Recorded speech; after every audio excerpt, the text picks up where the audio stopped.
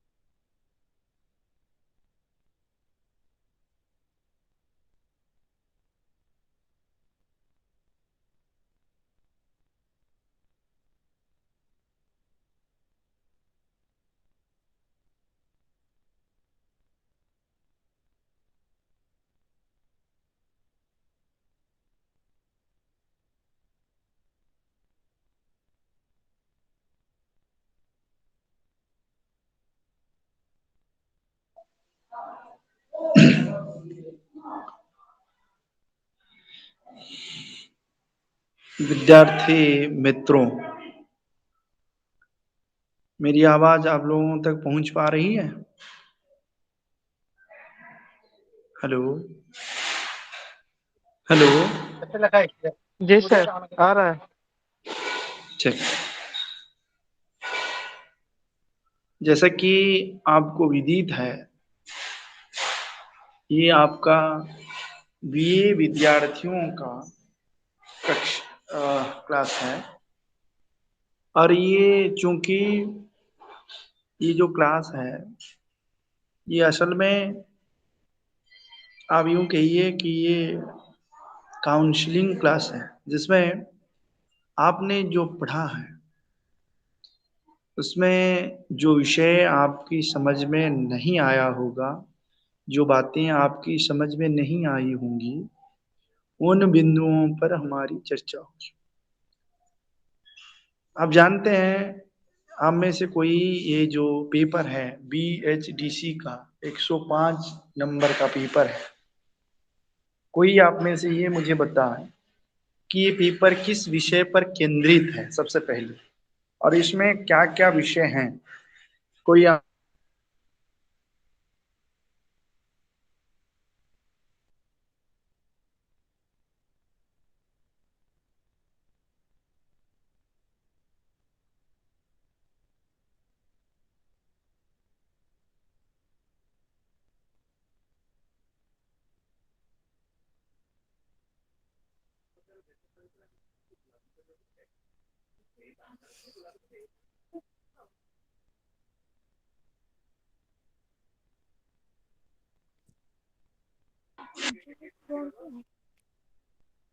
इसमें जो लोग हैं मुझे ये बताएं कि एक मिनट, उसमें थोड़ी दिक्कत आ गई है।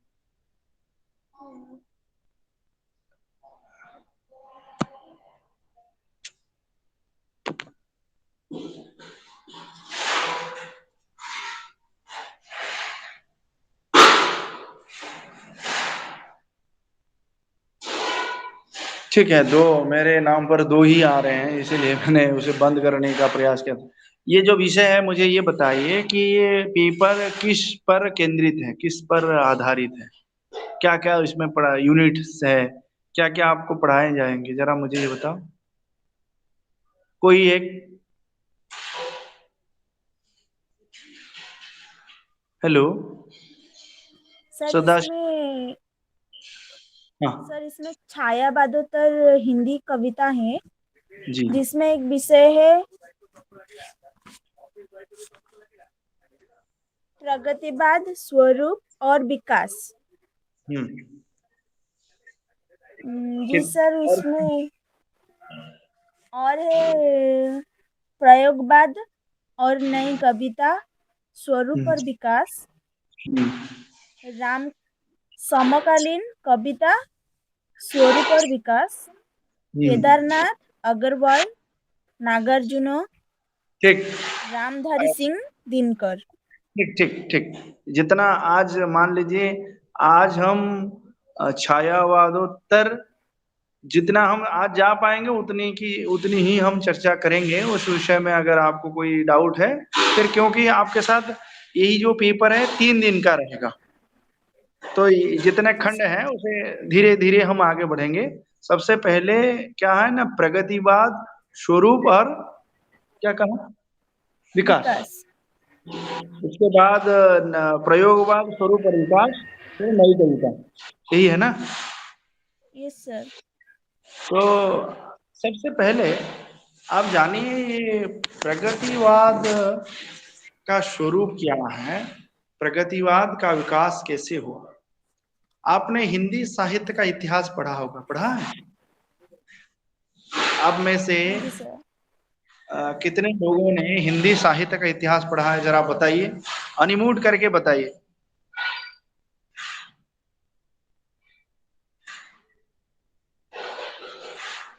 किसी ने नहीं पढ़ा। हेलो। हिंदी साहित्य का इतिहास आप में से कितने लोगों ने पढ़ा है? कोई एक भी तो जवाब नहीं दे रहा है।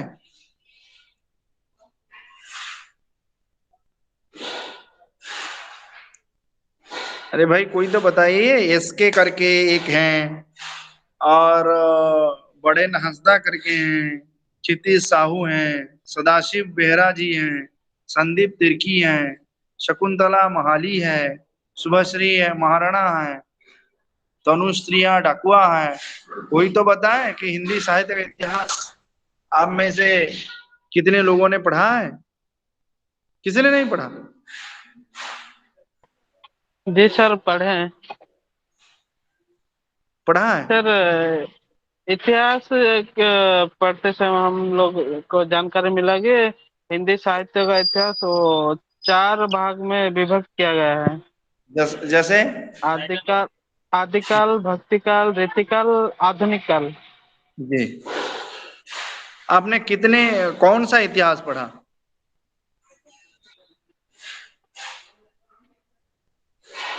सर, इतिहास तो मतलब चारों पढ़े हैं।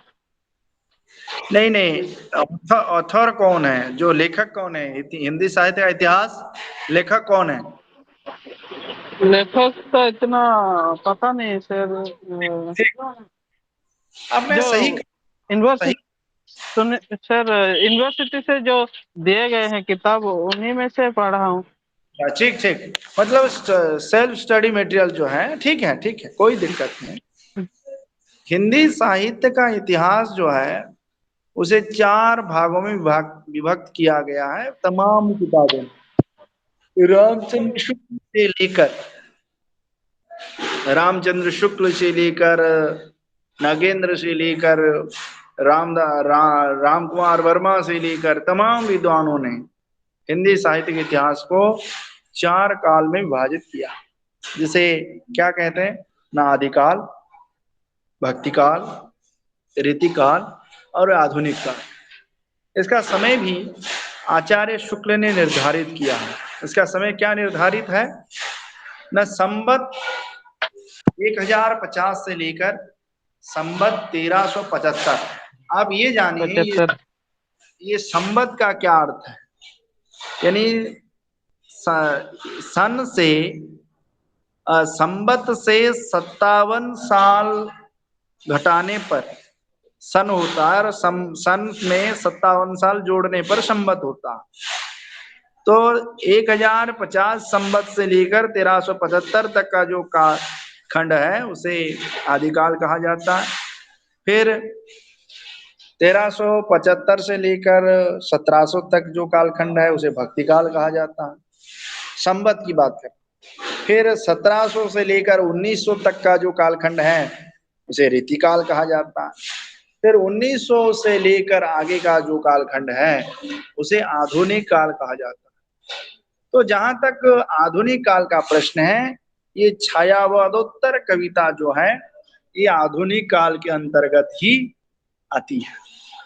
तो ये आधुनिक काल को फिर कितने भागों में विभाजित किया गया है?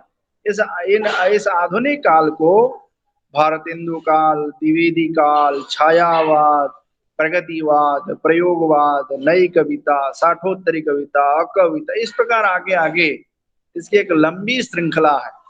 तो सबसे पहले हमें ये जानना है कि भारतेंदु काल का समय कब से कब तक है। देखिए, भारतेंदु काल यानी भारतेंदु जो कि हिंदी के युग नायक हैं, युग प्रवर्तक हैं, उन्हीं के नाम से इस कालखंड का नाम भारतेंदु काल पड़ा।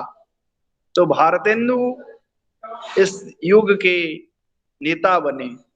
ये कालखंड 1850 से लेकर 1900 तक का है, और फिर 1900 से लेकर 1918 तक कुछ कुछ विद्वान 20 तक मानते हैं। ये कालखंड जो है द्विवेदी काल के नाम से जाना जाता है। महावीर प्रसाद द्विवेदी इस कालखंड के उन्नायक थे, इस कालखंड का नेतृत्व कर रहे थे। तो 1920 से लेकर 1936 तक का जो कालखंड है उसे छायावाद कहा जाता है। तो छायावाद के आगे जो कालखंड है वो प्रगतिवाद है। प्रगतिवाद का जो स्वरूप है, जो उसका विषय विकास है, उसके बारे में जब हम चर्चा करेंगे इसकी विस्तृत पृष्ठभूमि लेंगे। फिर 1936 से लेकर 1943 तक का जो कालखंड है वो प्रगतिवाद है। 1943 से लेकर 53 तक जो कालखंड है प्रयोगवाद है। फिर 53, कुछ विद्वान 43 से 60 तक मानते हैं कि प्रगतिवाद और नई कविता उसी के बीच अंतर्गत आते हैं। फिर 60 के बाद जो कालखंड है उसे साठोत्तरी कहा जाता है। तो प्रगतिवाद, इसका विकास कैसे हुआ, इसका स्वरूप क्या है, ये जानना जरूरी है। प्रगतिवाद, अब जानते हैं प्रगति मनुष्य का जीवन का एक अंग है। प्रगति के बिना कोई भी मनुष्य आगे नहीं बढ़ सकता। जैसे छायावाद में जो कवि हुए, जिन्हें छायावाद के चतुस्तंभ माना जाता है, प्रसाद, पंत, निराला और महादेवी, इन्हीं में से बहुत सारे कवि आगे जाकर प्रगतिवादी हुए। जो निराला, जिस निराला ने जूही की कली की रचना की, वही निराला फिर आगे लिखते हैं, वह तोड़ती पत्थर।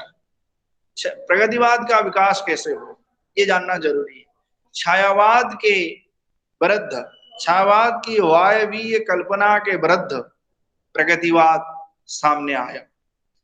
छायावादी कवि, छायावाद क्या है? एक तरह का रहस्यवाद ही मानिए। कहा जाता है कि आत्मा की छाया परमात्मा पर और परमात्मा की छाया आत्मा पर जब पड़ती है, वही छायावाद है, ऐसा आलोचक राम कुमार वर्मा का कहना है। अब विचार कीजिए, छायावाद की पृष्ठभूमि कैसी थी। छायावाद में जो नारी है, वह उसका जो सौंदर्य वर्णन है वह क्या है? न अति मानसिक स्तर पर उसका सौंदर्य है, उसमें कोई मजदूरी का चित्रण नहीं है। श्रद्धा को देखिए, कामायनी, जिसकी रचना जयशंकर प्रसाद ने की है, उसमें नारी का जो वर्णन है, कामायनी में नारी का जो रूप है, वह जाकर किस प्रकार निराला की वो तोड़ती पत्थर और भिक्षुक आदि कविता में उसका स्वरूप निखरता है। देखिए, छायावाद में जब प्रगतिवाद का विकास होता, प्रगतिवाद का विकास कैसे होता, न छायावाद के विरुद्ध, और उसका स्वरूप क्या है, ये जानना जरूरी है। प्रगतिवाद का स्वरूप है कि जो शोषित है, जो वंचित है, जो पीड़ित है, उनके साथ प्रगतिवाद खड़ा होता, प्रगतिवादी कविताएं उनके साथ खड़ी होती है। ये प्रगतिवादी रचना है। प्रगतिवाद शोषकों की निंदा करता, शोषितों के प्रति अपनी संवेदना व्यक्त करती है प्रगतिवादी कविता। जैसे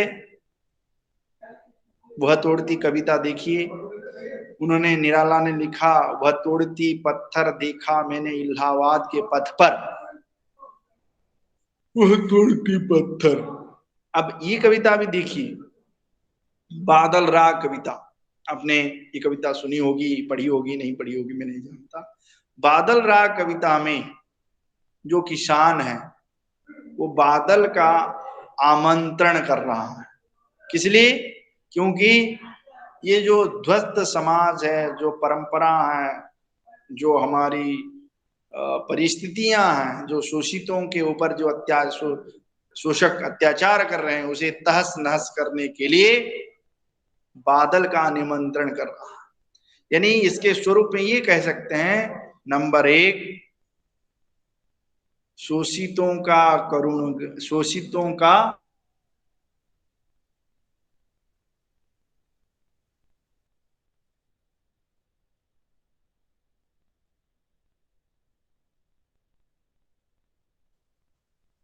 इसमें और एक बात है कि एक तो इसमें शोषितों का करुणगान है, शोषकों के प्रति संवेदना है, इसमें यथार्थ का वर्णन है, जो जैसा है वैसा वर्णन किया जाता है। नारी के प्रति संवेदना, पंत ने लिखा, देखिए, जो कामायनी में जो नारी का स्वरूप है, जिसमें ये कहा जाता है, नारी तुम केवल श्रद्धा हो, विश्वास रजत नग पग तल में पीयूष स्रोत सी बहा करो जीवन के सुंदर समतल में। वही जब प्रगतिवाद में उसका चित्रण आता, तब पंत लिखते हैं, नारी योनि नहीं है रे नारी, वह भी मानवीय प्रतिष्ठित, केवल शंभो का उपकरण नहीं है नारी।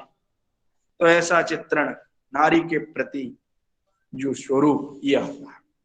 तो इन और जो भाषा का प्रयोग है, प्रगतिवादी चिंतक, प्रगतिवादी जो साहित्यकार है वो भाषा, मंजी हुई भाषा का प्रयोग करते हैं, जन भाषा का प्रयोग करते हैं। प्रगतिवादी साहित्य में जो कवि आते हैं वे हमेशा समाज को लेकर चलने वाले कवि होते हैं।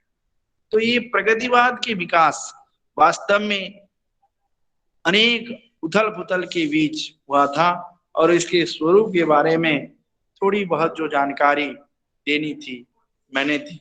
इसके आगे आपका विषय है प्रयोगवाद का स्वरूप, विकास और स्वरूप। प्रयोगवाद का विकास और स्वरूप जो है, प्रयोगवाद का समय जैसा कि हमने बताया, देखिए ये जो क्लासेस है इसमें मैं 40 मिनट तक आपका क्लास लूंगा या 45 मिनट तक मैं आपको बताऊंगा कुछ कुछ। फिर इसके बाद आपकी जो शंकाएं होंगी उसको हम समाधान करेंगे या उस पर चर्चा करेंगे, ये दिमाग में रखकर चलिए। या मैं पूछूंगा, अगर आपकी समझ में आई होगी तो आप उसका जवाब देंगे, या फिर आप पूछेंगे जो विषय आप पढ़ाया गया है वो चीजें हैं या नहीं। ठीक है, तो प्रगतिवाद आंदोलन के बाद प्रगतिवाद ने शोषितों का गुणगान, शोषकों का गुणगान किया, शोषितों की निंदा की, नारी का सम्मान किया, राष्ट्र को महत्व दिया। फिर उसके बाद जब प्रयोगवाद की धारा आई जिसकी अगुवाई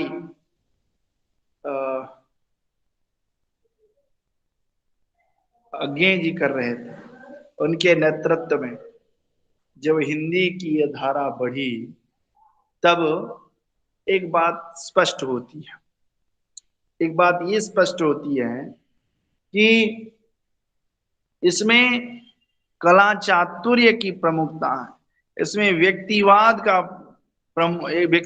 को प्रमुखता दी गई।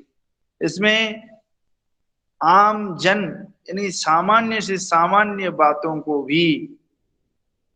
बातों से भी कविता कैसे बन सकती है, इसे सामने लाने का प्रयास किया गया। ये सबसे अहम मुद्दा था। इसमें जब प्रयोगवाद सामने आया तो प्रयोगवाद में तार सप्तक के कवि हुए। 1943 में पहला तार सप्तक बना। इसमें 7 कवि थे, जिसका संकलन, जिसका संपादन अज्ञे ने किया था। अज्ञे के साथ साथ मुक्तिबोध थे। मुक्तिबोध को तो आप जानते होंगे। मुक्तिबोध की जो कविता वास्तव में जनजीवन से जुड़ी हुई हो कविता, उसे पचाने की आवश्यकता है। मुक्तिबोध को समझने के लिए जो दृष्टि होनी चाहिए ये हमारे पास बहुत कम लोगों के पास है, इसीलिए मुक्तिबोध को पढ़ना हमें कठिन लगता। लेकिन मुक्तिबोध को पढ़ना और मुक्तिबोध की कविता को हजम करने की क्षमता अगर आप में विकसित हो जाएगी तो आप निश्चित मानिए कि मुक्तिबोध की कविता आपको रुला देगी। मुक्तिबोध की कविता आपके अंतर मन की अंतर चक्षु को खोल देगी। तो इस प्रकार यहाँ जो कवि मैंने प्रयोगवाद की जो कविता है उसका जो स्वरूप है उसमें व्यक्तिवाद की प्रमुखता है। इसमें शैली पक्ष को महत्वपूर्ण माना गया। इसमें नारी का जो चित्रण हुआ है वो भी कुछ हद तक उसी प्रकार है। इसमें जो उपमानों का प्रयोग हुआ है, जो प्रतीकों का प्रयोग हुआ है वो भी देखने लायक है। उसमें ये कहा गया प्रयोगवादी कवि जो है नए नए उपमान का प्रयोग करते हैं। यहाँ तक कि उनका विचार है जो सुंदरी हैं उनके लिए अक्सर कवि चंद्रमा का, कमल का, इसका प्रयोग करते हैं। लेकिन ये कवि मानता है कि ये सब जूठन हो गए, इनका प्रयोग नहीं होना चाहिए और इसीलिए कलगी बाजरे की ऐसा प्रयोग अज्ञे करते हैं। इस कविता में आप प्रयोगवाद का और एक प्रयोगवाद में यथार्थ का और एक भव्य चित्रण आपको देखने को मिलता है। आगे की कविता है शाम के प्रति। शाम के प्रति कविता वास्तव में जनजीवन की जो विद्रुपता है, आज की जो महानगरीय बोध की जो कमी है, वो स्पष्ट होती है इस कविता के माध्यम से। वो कविता शाम के प्रति में आगे क्या लिखते हैं? आगे लिखते हैं कि शहर में बस शाम सच सच सच बताना, शहर में बसना अब तक तुम्हें नहीं आया, फिर बीस कहां से पाया, डसना कहां से सीखा। ये बहुत इंपॉर्टेंट है। यानी शहर में रहने वाले लोग ही विश्वासघात करते हैं। शहर में रहने वाले लोगों के पास ही दो प्रकार की बातें करने का जो कौशल है वो जानते हैं। लेकिन शाम, तुम्हारे पास ये जहर कैसे आ गया? शहर में जो रहने वाले लोग उनके पास ये जहर तो होते हैं, लेकिन पता नहीं तुम्हारे पास ये जहर कैसे आ गया, जिसके चलते अब तक तुम सभ्यता से परे रहकर, जंगल में रहकर भी विष के अधिकारी कैसे हो गए। ये जो है प्रयोगवाद में ये तमाम अवधारणाएं, तमाम विचार, ये सारी प्रतिक्रियाएं, सारी बातें आई है। तो प्रयोगवाद और नई कविता की जब बात आती है, नई कविता में कुछ और नए परिवर्तन हुए, जिसके प्रवर्तक डॉक्टर जगदीश चतुर्वेदी माने जाते हैं। वहीं से इसकी शुरुआत होती है। तो नई कविता और प्रयोगवाद में एक जीना बहुत सामान्य पर्दा है, और उस सामान्य पर्दे के सहारे एक को हम नई कविता मानते हैं, दूसरे को प्रयोगवाद मानते हैं। लेकिन नई कविता में एक और बात हमें हमारे सामने आती है कि तुच्छ से तुच्छ, गंदी से गंदी, अच्छी से अच्छी कोई भी वस्तु को लीजिए, नई कविता के कवि मानते हैं कि नई कविता के कवि मानते हैं कि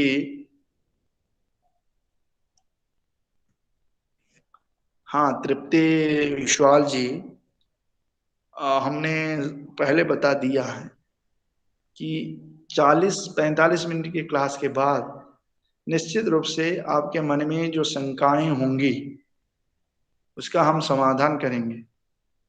और आपने हाथ रेज किया है, निश्चित रूप से हम आपसे जो आपके मन में शंका होगी हम उसका समाधान करेंगे। मैंने तो कहा है ना, 40 मिनट के बाद, 45 मिनट के बाद जो 15 मिनट का सेशन होगा हर 1 घंटे का, उसमें संवाद होगा आप और हमारे बीच। जो मन में शंकाएं होंगी, जो मन में आपकी आपके मन में जो विचार आते होंगे, उसका निराकरण करने का प्रयास हम करेंगे। तो बात ये हो रही थी कि वहां भी जो बुरी सी बुरी चीजें, नाचीज चीजें हैं, उसका भी चित्रण हुआ, और जो अच्छी सी अच्छी चीजें हैं उसका भी चित्रण हुआ। यहाँ तक कि संभोग का चित्रण हुआ है, यहाँ तक कि नारी के विविध अंगों का चित्रण हुआ है। उसमें तो नई कविता में ये तो कहा गया है, आमा से यौना से आमा से यौना, गर्भाशय, देखिए गर्भाशय यानी आमाशय, गर्भाशय, यौनाश्रय, यही है मनुष्य जीवन का आशय। यानी मनुष्य के जीवन की 3 चीजें प्रमुख है।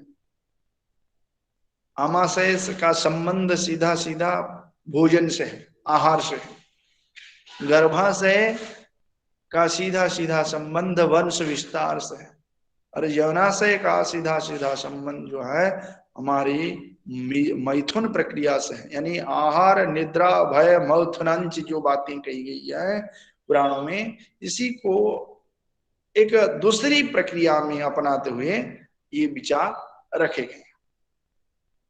तो ये जो है, ये नई कविता का एक स्वरूप है, यथार्थ का चित्रण नई कविता करती है। तो नई कविता में कौन कौन कवि आते हैं? नई कविता में वही आगे आते हैं, गिरिजा कुमार माथुर आते हैं, शकुंतला माथुर आते हैं, विजय देव नारायण शाही आते हैं। ये सब नई कविता के सफल और प्रमुख कवि माने जाते हैं। तो नई कविता के बाद जब हम समकालीन कविता की बात करते हैं, ये 60 की बात की कविता है। कविता, देखिए कविता हम क्यों पढ़ते हैं? कविता हमारे मन में जो है संवेदना जगाती है, कविता हमारे मन की भावनाओं को खोलती है, हमारे विचार को, हमारे हमारे विचार को, हमारे मन में उठने वाली जो तमाम भावधाराएं हैं, भावोध हैं, उसे परिष्कृत करती है। तो इस आधार पर आप देखें कि समकालीन दौर में जो कवि हुए उन्होंने क्या क्या किया। समकालीन दौर में आप देखेंगे बहुत सारे कवि हुए, उसमें 60 के बाद जो कविताएं हुई साठोत्तरी कविता कहलाई।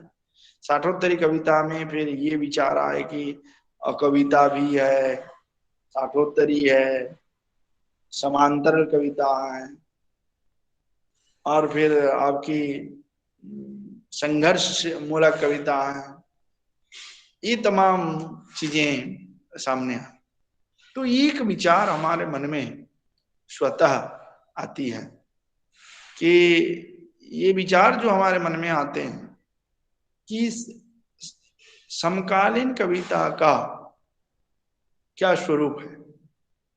आजादी से पहले जो कविताएं रची गई, यानी प्रयोगवादी मानी, प्रगतिवाद, प्रयोगवाद, छायावाद, इस तरह जो कविताएं थी, या फिर द्विवेदी काल में जो कविताएं थी, उसका जो स्वरूप था वो स्वरूप आजादी के बाद, क्योंकि आजादी के बाद तो नई कविता लिखी गई, आजादी के बाद तो समकालीन कविताएं लिखी गई, लेकिन क्या समकालीन कविता में वे तमाम स्वरूप हैं? नहीं, क्योंकि जो समकालीन कविता की जो विषय है, समकालीन कविता जब लिखी गई तब भारत आजाद हो चुका था। आजाद होने से पहले जो हमारे मन में, जो हमारे दिलो दिमाग में ये बातें बैठ गई थी कि आजादी के बाद निश्चित रूप से हमारा जो देश है वो सोने का हो जाएगा, लेकिन ये केवल सपना रह गया। उसके प्रति कवि का जो दृष्टिकोण है वास्तव में देखने वाला है। कवि इसमें ये कहता, आप अटल जी की कविता को पढ़िए, उनकी कविता अगर आपने पढ़ी होगी, हालांकि संख्या के दृष्टि से तो ज्यादा कविताएं उन्होंने नहीं लिखी, लेकिन जो यानी उसकी क्वालिटी, गुणवत्ता की दृष्टि से अगर देखिए तो उसमें वो सारी चीजें उन्होंने लिखा है। जिनकी खातिर पगधर कर आजादी भारत में आई, वे अब तक हैं खाना वो दोष, गम की काली बदली छाई, कलकत्ते के फुटपाथों में आंधी पानी जो सहते हैं, उन्हीं से पूछो 15 अगस्त के बारे में क्या कहते हैं। यानी 15 अगस्त जो है उसके बारे में आज भी समकालीन कवि ये कहता है कि 15 अगस्त जो है हमारी आजादी का महापर्व जिसे कहा जाता है, क्या उस आजादी का जो महापर्व है उससे हर व्यक्ति परिचित है? भारत का बच्चा बच्चा परिचित है? क्या उस आजादी का अर्थ आम जन समझता है? क्या उस आजादी का क्या मतलब है, उससे क्या हमें लेना है या कुछ हमें प्राप्त करना है, ये जानता? समकालीन कवि इस पर चोट करता है। समकालीन कवि हमारे जो जीवन की जो विसंगतियां, समाज में जो व्याप्त विसंगतियां हैं, उसका चित्रण करता है। आजादी से पहले अंग्रेजों के खिलाफ, भ्रष्टाचार के खिलाफ हम लड़ रहे थे, लेकिन जब आजादी मिली, आजादी के बाद समाज में भ्रष्टाचार के तंत्र और बढ़ गए। तब हमारी लड़ाई गोरों के विरुद्ध थी और अब हमारी लड़ाई कालों के विरुद्ध। यानी हम अपने विरुद्ध लड़ाई लड़ रहे हैं भ्रष्टाचार के खिलाफ। इसीलिए कभी भी जागरूक है, कभी भी लिखता। क्या जो 100 रुपए दिल्ली से जाता, क्या वो गांव तक 100 के 100 होकर पहुंचता है, या उसमें भी कुछ कटनी छटनी होती रहती। समकालीन कवि इसे देखता। समकालीन कवि में और भी लोग आते। समकालीन कवि में आप धूमिल को पढ़िए, अगर समकालीन अगर आपके कोर्स में है तो उसे जरूर पढ़िएगा। धूमिल वास्तव में सुदामा पांडे। धूमिल अगर हिंदी साहित्य के समकालीन कविता को आपने पढ़ा और धूमिल को नहीं पढ़ा तो आपने कुछ नहीं पढ़ा। अगर धूमिल को आपने पढ़ा है, निश्चित रूप से समकालीन चीजें आपको समझ में आएंगी। कविता का जो अंतः स्रोत है, कविता की जो वैचारिक भावभूमि है, वो आपकी समझ में आएगी। धूमिल ने अपनी कविता में समकालीनता का कैसा चित्रण किया। उसने कहा, लोहे का स्वाद उस लोहार से मत पूछो, लोहे का स्वाद उस घोड़े से पूछो जिसके मुंह पे लोहा है। ये क्योंकि लोहार नहीं बता सकता, लोहार नहीं कह सकता कि लोहा का स्वाद क्या। वो कहता है, धूमिल आगे कहता है कि मेरे देश का समाजवाद, देखिए समाजवाद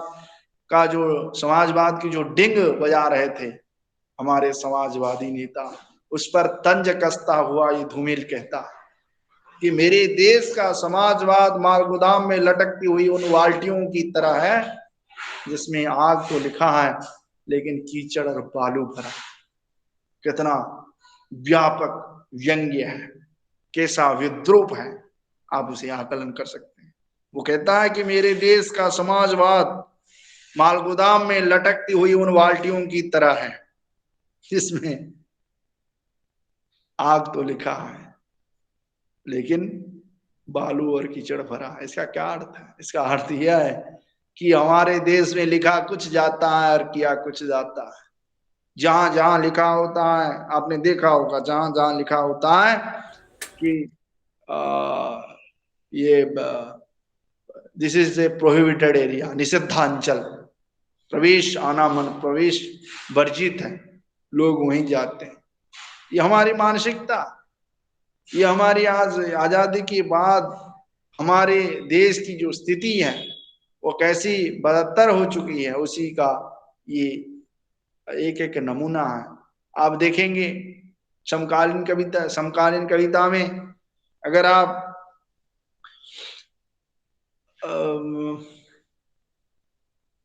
इनको लेंगे, भूल रहा हूं, एक मिनट, बलदेव वंशी को लेंगे तो बलदेव वंशी की कविता में भी राष्ट्र के प्रति मर मिटने की अमिट राग है। वंशी जी की कविता समकालीन दौर की उन चुने हुए कवियों की कविता है। आप समकालीन कविता में केदारनाथ सिंह को ले सकते हैं, आप समकालीन कवियों में आशीष कंधवे को ले सकते हैं, आप समकालीन कवियों में रामदर्श मिश्र को ले सकते हैं। ऐसे अनगिनत कवि हैं जिन्होंने समाज में व्याप्त भ्रष्टाचार को उजागर करने का प्रयास किया। साथ ही साथ ये भी बताया कि आजादी के बाद जो हमारे मूल्य है, आजादी के बाद जो हमारे मानवीय मूल्यबोध था, वो उसमें कैसे कमी आई है, उसमें कैसे उसमें मूल्यबोध कैसा घटा है, उसका चित्रण आप देख सकते हैं। तो इस प्रकार मैंने केवल संक्षेप में बताया, क्योंकि ये जितना मैंने पढ़ाया ये तो 3-4 महीने का कोर्स है। केवल संक्षेप में मैंने केवल आपको परिचय दिया, क्योंकि ये काउंसलिंग क्लासेस हैं, आप लोगों ने पढ़ा होगा और केवल जो बिंदु है उस बिंदु को केवल उजागर करने का प्रयास हमने किया।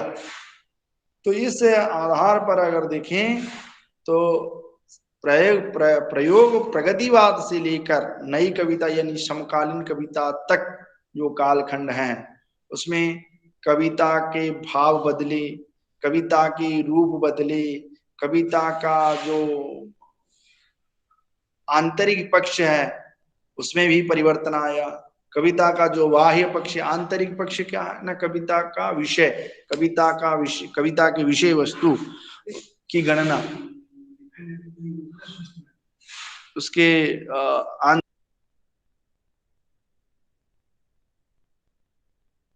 उसमें जो आंतरिक में विषय वस्तु आती है, लेकिन जो बाह्य पक्ष है उसमें कला चातुर्य, उसमें आपके अलंकार, प्रतीक, फैंटेसी, कल्पना, बिंब, ये तमाम चीजें आती, ये तमाम बातें आती। तो ये जब हम विकास धीरे धीरे देखते हैं, प्रयोगवाद, उसके बाद प्रगतिवाद, उसके बाद प्रयोगवाद, उसके बाद नई कविता, फिर नव समकालीन कविता, इसमें हम देखते हैं कि विकास की जो धाराएं हैं वो किस प्रकार आगे बढ़ती है, और इन धाराओं को लेकर हम किस प्रकार आगे बढ़ सकते हैं, इन बिंदुओं की धीरे धीरे हम चर्चा करेंगे। और आपके मन में जो शंकाएं हैं उसे आगे हम बढ़ाएं, आगे उसका समाधान करेंगे। तो जितना हमने पढ़ाया, कुछ हमने पढ़ाया, जो हमने आपको बताया उसको लेकर, या आपके मन में जो बातें पड़ी हुई है, कोई विचार है तो आप साझा कर सकते हैं, धीरे धीरे उसकी भी चर्चा करेंगे।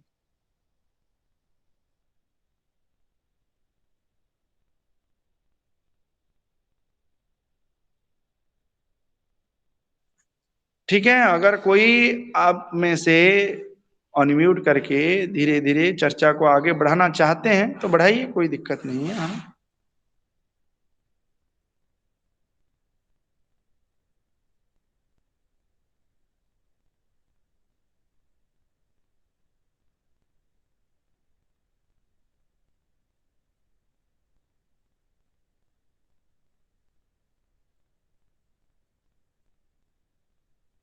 तृप्त विश्वाल करके हाँ हैंड राइज किया था आपने।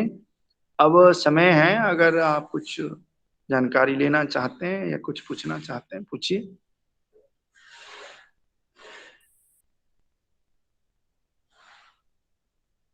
हेलो, मेरी आवाज पहुंच रही है? कुछ नहीं? Yes sir. तो कोई विचार कुछ आप अगर पूछना चाहते हैं तो पूछिए, या फिर आगे कुछ ऐसा विषय जो आपने पढ़ा होगा मुझे कहिए।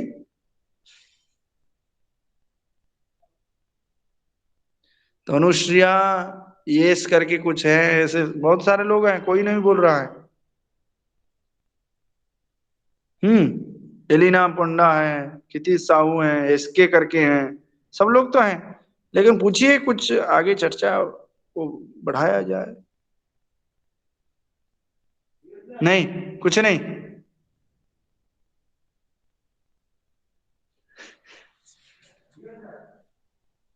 कुछ तो कहिए, कैसे होगा फिर? ठीक है, अगर आप नहीं कहना चाहते हैं तो बताइए क्या और आगे आपके कोर्स में है, जरा उसकी चर्चा करेंगे। हेलो सर, हाँ सुनाई दे रहा है आपको? हाँ, बिल्कुल 100% सुनाई पड़ रहा है, आप बताइए। सर प्रयोग के बारे में कुछ बताइए और कुछ। धीरे धीरे आप आपकी आवाज कट के आ रही है, किसके बाद? क्या बोले सुनाई नहीं दे रहे मुझको। आप कहीं यात्रा पर हैं?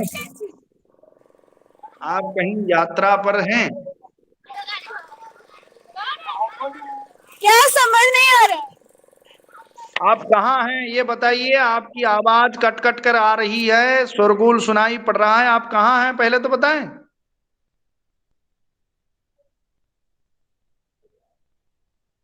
Hello, hello hello.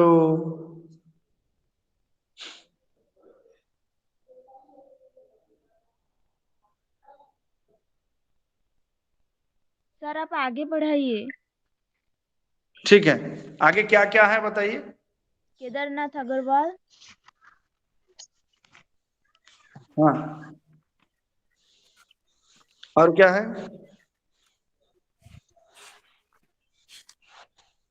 नागार्जुन, हम्म, रामधारी सिंह दिनकर। ठीक है, इन तीनों की चर्चा करते हैं। जी सर। केदारनाथ अग्रवाल ये यानी प्रगतिवादी कवि हैं केदारनाथ अग्रवाल। इनकी कविताओं में वे तमाम प्रगति मूलक तत्व आते हैं जो हमारे लिए काम की चीज है। प्रगतिवादी तत्व से मतलब है ये धुन, इनकी कविताओं में आम जन की पीड़ा, आम जन की संवेदना, आम जन के शोषण का विरोध, ये इनकी कविता का मुख्य विषय है, मुख्य प्रतिपाद्य है। तो फिर उस धारा में अगले कवि हैं नागार्जुन। अब जानते हैं नागार्जुन की कविता यथार्थवादी कविता है। नागार्जुन की कविता में ये बताया जाता है कि आपने ये कविता पढ़ी होगी, बहुत दिनों के बाद। बहुत दिनों के बाद ये जो कविता नागार्जुन की है एक जबरदस्त कविता है। इसमें धान कुटती किशोरियों से लेकर मिट्टी से प्रेम की जो कथा है, ये है कि चंदन वर्णी धूल बहुत दिनों के बाद। फिर उस बहुत दिनों के बाद में एक कविता है कि शिक्षा व्यवस्था का, नागार्जुन की एक और कविता है जिसमें ये बताया जाता है कि शिक्षा व्यवस्था के साथ विकल और संवेदन अंतहीन समस्या का चित्रण है, जिसमें कक्षा में मास्टर जी दुखरन मास्टर गढ़ता आदम के सांचे, यानी जो टीचर है, जो मास्टर है, वो किस प्रकार दुखी होकर आज की ये जो सामाजिक व्यवस्था है उससे प्रताड़ित होकर जीवन बिता रहा है। और वह जो अध्यापक जिसे 2 जून की रोटी नसीब नहीं होती, वो भला कैसे इस देश का निर्माण करेगा, इस देश को आगे ले जाएगा, ये इस विषय का मुख्य विषय। नागार्जुन की कविता में बहुत सारी जो यथार्थपरक चित्रण है, राष्ट्रीयता के प्रति उनके मन में संवेदना है, शोषितों का बहिष्कार किया, शोषितों शोषितों के प्रति उनके मन में करुणा है, शोषकों का बहिष्कार किया। और जहां तक रामधारी सिंह दिनकर का प्रश्न है, रामधारी सिंह दिनकर प्रगतिवादी कवि तो हैं ही, उनकी प्रमुख रचना है उर्वशी। उर्वशी जिसके लिए रामधारी सिंह दिनकर को ज्ञानपीठ पुरस्कार मिला। इस उर्वशी में पुरुरवा और उर्वशी की कथा है, लेकिन जहां हमारा विषय केंद्रित है प्रगतिवादी रचना में, उसमें उनकी एक कविता है सिंहासन। सिंहासन खाली करो कि जनता आती है। ये जो कविता प्रयोगवाद प्रगतिवाद की नींव मानी जाती है, प्रगतिवाद का स्तंभ, प्रगतिवाद का स्तंभ माना जाता है। इस पर प्रगतिवादी कविता का महल, प्रगतिवादी कविता का महल रचा बसा है। इसमें एक और बात है कि उसमें देखिए समाज के प्रति कैसी उनकी धारणा है। जो बुर्जुआ वर्ग है वो किस प्रकार सर्वहारा वर्ग का शोषण करते हैं। उनके मन में ये विचार है कि बुर्जुआ वर्ग किस प्रकार सर्वहारा का सत्यानाश करने पर उतारू है। दिनकर इस बात को बताते हैं। दिनकर कहते हैं, श्वानों को मिलता दूध भात, बच्चे भूख से फुलाते हैं। यहाँ हमारे सामाजिक विसंगतियों को देखिए हमारे समाज में जो कुत्ते हैं उनको भी दूध पिलाया जाता है, दूध से नहलाया जाता है, लेकिन जो बच्चे हैं वे कुलाते हैं, उन्हें कोई नहीं देता, कुछ नहीं खाने को देता, क्योंकि वे गरीब घर के बच्चे हैं। दिनकर ये कहते हैं क्या गरीब होना पाप है? क्या गरीब होने के कारण एक बच्चे को दूध से एक बच्चे को दूध नसीब नहीं होता, और दूसरे तरफ है जो कुत्ते हैं जो अमीर के घर में पल रहे हैं, वे दूध पीते हैं और दूध से नहलाते भी। ये सामाजिक विसंगतियां जो है दिनकर की कविता में आप देख सकते हैं।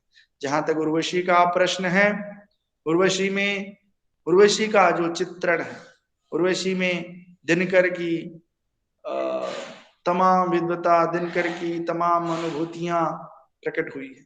दिनकर लिखते हैं कि न जाने बात क्या, न जाने बात क्या है, पुरुष इंद्र का आयुध पुरुष जो झेल सकता है, सिंह से वाहें मिलाकर खेल सकता है, फूलों के आगे वही असहाय हो जाता, शक्ति के रहते निरुपाय हो जाता। यानी यहाँ जो वर्णन है ये किस प्रकार शक्ति के सामने मनुष्य विवश है, मातृशक्ति के सामने प्रेमिका के सामने एक प्रेमिक विवश है, उसकी कथा व्यथा का चित्रण यहाँ हुआ है।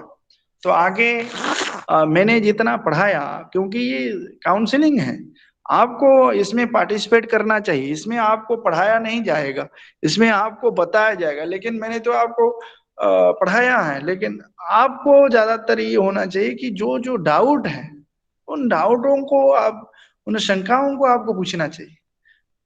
अलावा इसके कि आप कुछ नहीं पूछ रहे हैं, मैं केवल ऑन करके बैठा हूं और एक एक करके आपको बता रहा हूं, ऐसे काउंसलिंग क्लासेस नहीं होती। काउंसलिंग क्लास का तरीका ये है कि इसमें संवाद होता है, इसमें आपके मन में जो विचार आते हैं उसको हमारे सामने रखा जाता है, उसका निराकरण किया जाता है।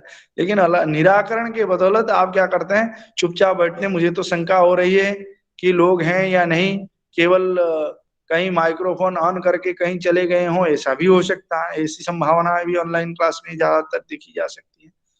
तो खैर, अब मैं आपसे आग्रह करूंगा कि जो अगर आपके मन में कोई विचार है तो आप हमारे सम्मुख रखिए, अगर नहीं है तो कल क्या क्या विषय है जरा मुझे कहिए, तो उस पर हमारी चर्चा कल होगी।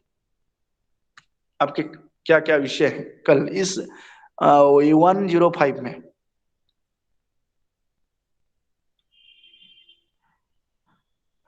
कोई तो बताएं।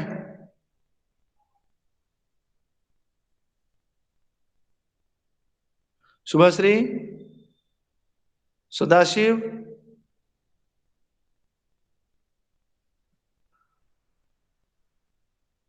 सदाशिव। हाँ जी सर। कोई ऐसा विषय है जो कल जब हम क्लास लेंगे, मुझे बताइए कल क्या क्या और बचा इसमें।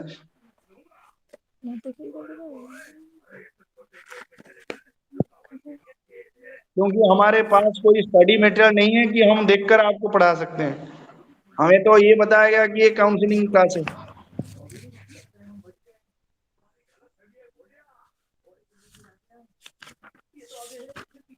सर कल माखनलाल चतुर्वेदी, अज्ञेय, भवानी प्रसाद मिश्र, रघुवीर सहाय, सर्वेश्वर दयाल सक्सेना, केदारनाथ सिंह। इतना है? हाँ जी सर। इतने के साथ खत्म हो जाएगा? नहीं, और भी है। ठीक है, जो है धीरे धीरे मुझे कहना, हम कल फिर आगे इसी तरह बढ़ेंगे। लेकिन अगर किसी को कोई मन में शंका है, आपने पढ़ा होगा या नहीं मुझे तो डाउट है, अगर आपने पढ़ा होगा तो आपके मन में तो होना चाहिए कि ये समझ में नहीं आ रही है, ये चीजें समझ में नहीं आ रही है, लेकिन लगता है कि आपने पढ़ा नहीं है। किसी कोई ना अनम्यूट करता है ना कोई जवाब देता है, ये तो अलावा आपके कोई अब तक सर। अनम्यूट नहीं। हाँ हेलो सर। हाँ बताइए। सर हमारा मतलब मेरा आज पहला क्लास है, क्योंकि इसके 2 महीने पहले भी क्लास हुआ था। पर हम लोग मतलब मैं जिस नंबर पे ऑनलाइन क्लास कर रही हूँ वो मेरा खुद का नंबर है, और मैं एडमिशन के टाइम में मेरे पेरेंट्स का नंबर दिया था, तो उसमें लिंक आता है तो मैं जान नहीं पाती हूँ। तो ये मेरा पहला क्लास है, तो इसीलिए मुझे ठीक से पता भी नहीं है, मतलब कोर्स कितना गया है या नहीं गया है, मुझे पता ये नहीं है। कोर्स कुछ नहीं गया है। इसमें आपको ये कहा गया है कि आप जो पेपर है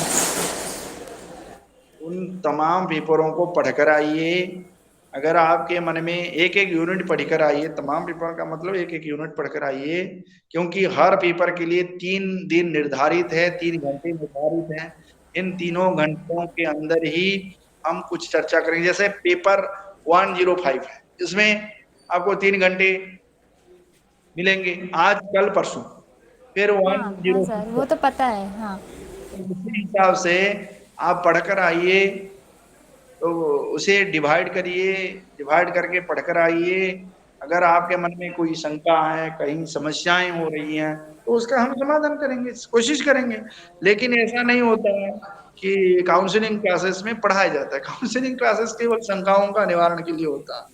कक्षाएं होती तो पढ़ाया जाता है, लेकिन आप लोग उसमें पार्टिसिपेट नहीं कर रहे हैं, कुछ नहीं बोल रहे हैं। कोई है कि नहीं मुझे पता नहीं है, केवल मोबाइल लेकर बैठा है, कोई नहीं पार्टिसिपेट नहीं। सर, हाँ। नहीं सर, हम लोग तो हैं, मतलब। पता चलेगा कि आप लोग हैं, अगर पार्टिसिपेट नहीं करेंगे, कुछ नहीं कहेंगे, नाम बुलाने पर भी कोई जवाब नहीं आएगा, उधर से कोई जवाब नहीं आएगा, तो मुझे कैसे जानकारी मिलेगी कि आप लोग हैं या नहीं। हाँ सर, नहीं अगले दिन से पढ़ के आएंगे सर, क्योंकि आज मेरा पहला क्लास है ना, क्योंकि मैं इसके पहले 2 महीने के बाद मतलब 2 महीने क्लास भी हुआ था, क्योंकि हम लोग कॉलेज गए थे, वो पंचायत कॉलेज बरगढ़ का, वहाँ गए थे, तो हम पूछताछ की कि 2 महीने पहले भी हुआ था, 2 महीने क्लास हुआ था, पर हम लोग बोले कि सर हम लोग को पता भी नहीं है कि कहाँ पे मैसेज आता है और किस पे लिंक आता है, हम लोग को पता नहीं है। इसीलिए आज मतलब जब पता चला कि लिंक आया है, तो हम लोग आज ही ज्वाइन किए हैं। आज ठीक ठीक पहला क्लास है, तो ठीक ठीक है, है आप सर, पढ़िए, अगले दिन से पढ़ के आएंगे सर। पढ़कर आइए, मजा आएगा। क्लास हम लोग संवाद करेंगे। ये काउंसलिंग क्लासेस जो है वो संवाद का होता है। आप पूछेंगे, हाँ हम हाँ, लोग ठीक है ग्रुप सर। डिस्कशन। मेरा एक सवाल है, ये मतलब हमारा जो 105 ये स्टार्टिंग का कोर्स है ना, मतलब कुछ कोर्स गया नहीं है ना, मतलब देखिए पहला वन, पहला पहला मतलब पहला पेज का है ना ये। हाँ ये पहला क्लास है, मेरे मेरे साथ भी पहला है, क्योंकि मेरे पास हाँ सिलेबस नहीं है। आपका ना कि सिलेबस है ना मटेरियल है। मुझे केवल मैंने देखा है वेबसाइट में जाकर, इग्नो साइट में, कि ये आपका कोर्स है, लेकिन मटेरियल नहीं है। मैं इसीलिए, चूंकि मैं पढ़ाता हूँ, इसीलिए जानता हूँ कि ये सब संभावनाएं होंगी उसमें। लेकिन ये तो काउंसलिंग का क्लासेस है ना, आप इसमें केवल हम सूत्र देकर आगे बढ़ते जाएंगे, आपको सूत्र पकड़ना है। ठीक है सर, हम अगले दिन से पढ़ के आएंगे। ठीक। शुभश्री, शुभश्री, या फिर एस करके कोई नाम से लो, एक विद्यार्थी हैं जो नहीं जवाब दे रहे हैं। एसके करके अनम्यूट कीजिए। हाँ बताइए, अनम्यूट हो गया, आप बताइए। एसके जी, मेरी आवाज पहुंच रही है? ହଁ ସାର୍ ଶୁଭୁଛି ହେଲେ ମତେ ଡର ଲାଗୁଛି କହିବା ପାଇଁ ବି। मुझे उड़िया समझ में नहीं आती क्लासेस में।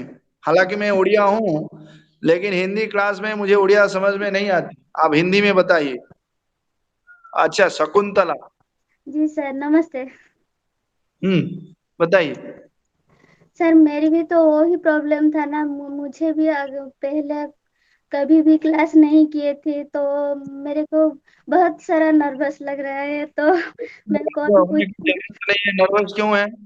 कोई शेर यहाँ बैठा है जो आपको नोच लेगा, खा लेगा? ऐसा तो नहीं है ना, नर्वस मत होइए। नहीं सर, मैं हिंदी में इतना सारा ठीक से सही तरीके से बोल नहीं सकती, इसीलिए मुझे नहीं बहुत। नहीं, आप बिल्कुल बोल सकती हैं। आप अच्छा करें भी एग्जाम में, बहुत अच्छा कर सकती हैं। केवल आपको संकल्प लेने की आवश्यकता है, क्योंकि कहा जाता है उद्यमेन सिद्ध्यन्ति कार्याणि न मनोरथे, न हि सुप्तस्य सिंहस्य प्रवेशन्ति मुखे मृगा। इसका अर्थ ये है कि काम जब हम मेहनत करते हैं तब जाकर हमें फल मिलता है, बैठे बैठे फल किसी को नहीं मिलता। तो इसीलिए नर्वस होने की जरूरत नहीं है। आप पढ़कर आइए। आज आपको जानकारी नहीं थी, कल आज से तो जानकारी हो गई। आप पढ़कर आइए, उसकी चर्चा करेंगे, कल से करेंगे। एक इसे जितना कोर्स है उसे 3 भाग में विभाजित कीजिए। एक भाग तो आज हो गया और 2 भाग पढ़कर आइए। इतना सारा हमने पढ़ा है, इसमें हमें ये शंका हो रही है, क्योंकि मेरे पास भी कोई मटेरियल नहीं है। मैं जो शंका है आपके मन में, कोशिश करूंगा कि उसे समाधान करने का। ये भी कर सकते हैं, लेकिन आप अगर बढ़ चढ़ कर हिस्सा लेंगे तब जाकर होगा। डरने की कोई जरूरत नहीं है। डर को निकाल दीजिए। डर मनुष्य को नाश को ले जाता है, और आत्मविश्वास मनुष्य को ऊंचाई की शिखर तक पहुंचाता है। इसीलिए आपके मन में आत्मविश्वास होना चाहिए, डर के बदले। जी सर ठीक जी। है। मेरा एक प्रश्न है, ये काउंसलिंग क्लास क्यों की हो रहा है? ये हमारा तो फर्स्ट ईयर का कोई भी सेमेस्टर नहीं हुआ है ना, तो सेमेस्टर होगा या नहीं, या जो पहले जो किताबों है हमारा पास, वो किताब अभी भी पढ़ेंगे या नहीं? और हमें देखिए, जितना ही पढ़ा है बहुत कम पढ़ी हूँ, क्योंकि आप हमें आपने जो प्रश्न किया है, एक्चुअली उस उन तमाम प्रश्नों का उत्तर इग्नो ही दे सकता है, या आपके कोऑर्डिनेटर दे सकते हैं। परीक्षा होगी या नहीं होगी, वो सारे प्रश्न उन किताबों से प्रश्न आएंगे या नहीं, ये हम नहीं दे सकते। ये टेक्निकली बातें हैं जो जिनका उत्तर वे लोग दे सकते हैं। हमें जो क्लास अलर्ट किया गया है, हम जो पढ़ा रहे हैं, उन पेपरों को लेकर अगर आप में मन में कोई शंका है, या कोई असुविधा है, या पढ़ने में या समझने में या जानने में कोई तकलीफ है, तो उसका निराकरण हम कर सकते हैं। अगर आपको इस संबंध में प्रश्न करना है, तो आपका जो सेंटर होगा, जहाँ आपको दिया होगा ना, जो रीजनल, जो एक स्टडी सेंटर जिसे कहते हैं, तो उन स्टडी सेंटर में जाकर आप अगर पूछेंगे तो ये बात समझ में आएगी। जी सर। जी ठीक है। सर हमारा जो स्टडी सेंटर है वहाँ पे हम्म। हिंदी नहीं पढ़ाया जाता है। तो क्यों नहीं पढ़ाया जाता? कहाँ है आपका स्टडी सेंटर? पूरी एसएस कॉलेज, अच्छा। वहाँ पे सिर्फ इंग्लिश ही पढ़ाया जाता है। तो हिंदी पढ़ाने वाले होंगे तब ना पढ़ाया जाएगा बेटी। लेकिन आप पूछिए, अगर स्टडी सेंटर नहीं है तो इग्नो रीजनल सेंटर से पूछिए, रीजनल सेंटर में भुवनेश्वर में। सर। लेकिन हाँ, हेलो सर। हाँ, बताइए। हम बरगढ़, मैं बरगढ़ से हूँ। मैं बहुत बार कॉलेज गई हूँ, तो मैं पूछी सर को कि हमारा फर्स्ट ईयर का तो एग्ज़ाम भी नहीं हुआ और क्लास भी एक दिन भी क्लास नहीं हुआ। तो वो जी। लोग बोले कि हम असाइनमेंट लिख कर दिए थे कॉलेज में, फर्स्ट सेमेस्टर और सेकेंड सेमेस्टर की। तो जब हम सेकेंड ईयर का जो वो लिंक आया कि एडमिशन करने के लिए, तो हम लोग एडमिशन कर दिए। फिर हम लोग पूछे कि ये सेकेंड ईयर का क्लास होगा या नहीं होगा, एग्ज़ाम होगा या नहीं होगा। तो हम पूछे तो सर बोले कि हाँ एग्ज़ाम होगा और क्लास भी होगा, ऑनलाइन क्लास होगा, और असाइनमेंट मार्च महीने में देने पड़ेंगे, और जून महीने में हम एग्ज़ाम होगा तुम्हारा बोलकर ऐसे हम लोग को बोले सर बरगढ़ का। अच्छा ठीक है।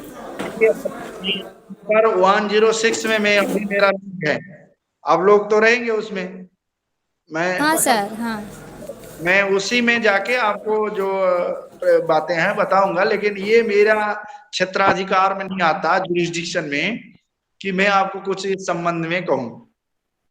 ये विषय इग्नू के क्षेत्राधिकार में है, जुरिस्डिक्शन में है। पढ़ाई के संबंध में मैं कह सकता हूँ, लेकिन ये टेक्निकली ये मुझे हाँ भी जानकारी नहीं है। ठीक है। हाँ सर, सिर्फ हाँ हाँ, हमको हम लोग को सर बोले हैं कि ये सब बातें कॉलेज जहाँ पर सेंटर स्टडी सेंटर है उसमें जो सर भी होते हैं इग्नोर का, उन लोगों को पूछने से वो बताएंगे बोलकर। हम बहुत बार पूछे भी हैं सर को, हम स्टडी सेंटर गए थे और पूछे भी बहुत बार है, तो सर बोले भी हैं ऐसे ऐसे। तो ऑनलाइन क्लास में ये सब नहीं बताना चाहिए। तनुश्रिया, यस यस। आपने फर्स्ट ईयर में असाइनमेंट दिया था कॉलेज में? हाँ हाँ, मैं फर्स्ट ईयर पे दिया था असाइनमेंट, फर्स्ट सेमेस्टर और सेकंड सेमेस्टर भी दिया था दोनों। तो हम लोग मतलब हमको और कुछ लिंक भी नहीं आया, तो हम लोग पूछे कि वो फर्स्ट ईयर का एग्ज़ाम होगा या नहीं होगा, तो हम लोग सर बोले कि नहीं, वो तो प्रमोशन ईयर हो गया और सेकेंड ईयर का एग्ज़ाम होगा तुम्हारा और असाइनमेंट भी लिख कर दोगे, ऐसे बोले।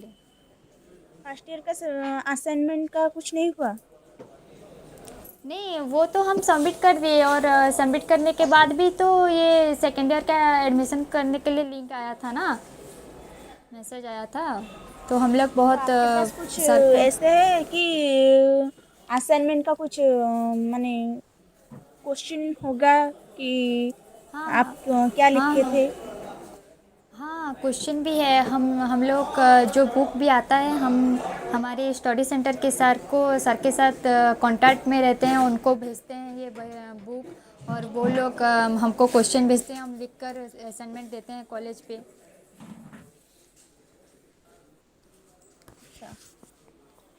हाँ, आप लोग क्या फर्स्ट ईयर का कुछ असाइनमेंट कुछ नहीं दिया हो क्या? नहीं, हमारे तो स्टडी सेंटर में ऐसा कुछ हमको बताया नहीं है, तो बस हमको एक मैसेज आया था, तो क्या क्वेश्चन क्या नहीं हम कुछ भी नहीं जान पाए। असाइनमेंट होगा या तो नहीं हम आप कहाँ से हो? आप कहाँ से हो? पूरी तो वहाँ पुरी में कोई ऐसे क्लास, मतलब इग्नोर का स्पेशल क्लास तो होगा ना, इग्नोर का हाँ, तो स्टडी सेंटर था सेपरेट? तो, लेकिन स्टडी हाँ, सेंटर में उसमें सिर्फ जाके इंग्लिश का क्लास हुआ था। हम पूछे तो वो बताए कि यहाँ पे आपका स्टडी सेंटर है तो, लेकिन हम कुछ नहीं कर सकते, बस यहाँ पे इंग्लिश का ही क्लास चल रहा है। तो हाँ, आप कौन कौन से, आपका सब्जेक्ट में नंबर होगा ना, कौन कौन सा आप सब्जेक्ट का नंबर मुझे ज़रा व्हाट्सएप मतलब भेज सकते हैं क्या? आपका मतलब वो जो बुक आपका आया है उसका नंबर मुझे बता सकते हैं, कौन कौन सा नंबर है आपका? एक है जो हिंदी साहित्य का इतिहास, 101, 101, 102, ऐसा ही कुछ। क्या बोले फिर से बोलिए। हिंदी साहित्य का इतिहास 101, 102। 101, मतलब ये सेकेंड ईयर का बोल रहे हैं या फर्स्ट ईयर का बोल रहे हैं? First year.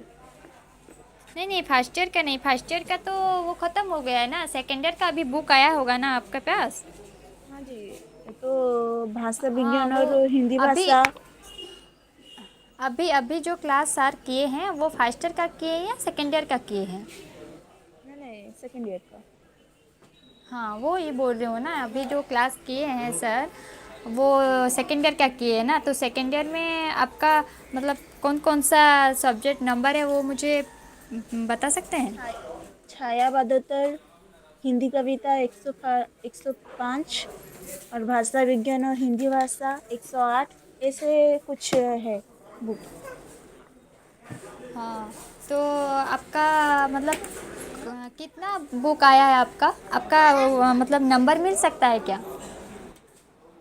हाँ जी, लीजिए ना। हाँ ठीक है, मैं व्हाट्सएप पे आपको हाय बोलूँगी, आप सब कुछ मुझे बता देना डिटेल्स में, ठीक है? आपका व्हाट्सएप नंबर मुझे दे दीजिए। लिखिए। बोलिए। 73 73 81 81 08 08 96 96 74। 74। आपका नाम क्या है कि? जयश्री। जयश्री। जी जी। हाँ ठीक है जयश्री, मैं आपको व्हाट्सएप पे हाय बोलूँगी, ठीक है? क्लास ख़त्म होने के बाद मैं 8 बजे आपको ये नंबर में सेव करके, आपका ये कॉल भी नंबर है क्या?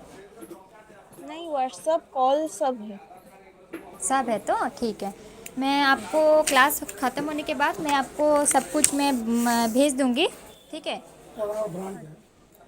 ठीक है। जी, नेक्स्ट क्लास के लिए चलिए। चलिए, हो गया। वो जियोटा से तो